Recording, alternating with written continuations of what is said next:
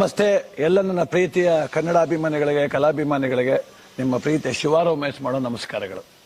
ಕೋಲಾರದ ಸಮಸ್ತ ಬಂಧುಗಳು, ಕರ್ನಾಟಕದ ಎಲ್ಲ ಕಲಾಭಿಮಾನಿಗಳು, ಕನ್ನಡಾಭಿಮಾನಿಗಳು ಈ ಐಡಿಯಾ ನ್ಯೂಸ್ ಚಾನಲ್ನ ಸಬ್ಸ್ಕ್ರೈಬ್ ಮಾಡ್ಕೊಳ್ಳಿ, ಬೆಂಬಲಿಸಿ, ಆಶೀರ್ವದಿಸಿ, ಆನಂದಿಸಿ, ವಿವೇಚಿಸಿ, ವಿಚಾರಿಸಿ.